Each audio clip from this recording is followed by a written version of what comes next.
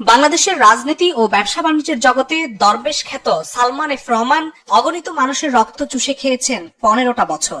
দোর্দণ্ড প্রতাপে লুটে নিয়েছেন মানুষের কষ্টার্জিত টাকা। শীর্ষ নেতার আশ্রয় প্রশ্রয়ে ব্যাংক খেকো, শেয়ার বাজার চুষা টাকা পাচারকারী সালমান এফ রহমান হয়ে উঠেছিলেন আওয়ামী লীগ সরকারের সেকেন্ড ইন কমান্ড।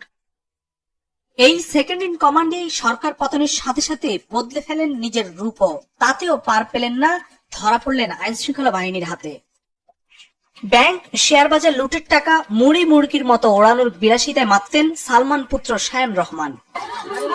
কোটা সংস্কারের দাবিতে দেশের ছাত্র জনতা যখন অকাতরে জীবন দিচ্ছিল স্বৈরাচার শেখ হাসিনা সালমানগঞ্জের ক্যাডার আর অনুগত পুলিশের গুলিতে, তখন সালমান পুত্র শায়ান রহমান ব্যস্ত প্রমোদ লীলায়। 500 অতিথি নিয়ে 3 দিন ব্যাপী জর্ডানে বিয়ে বার্ষিকী উদযাপনের প্রমোদে 300 কোটি টাকা ওড়ান শায়ান রহমান।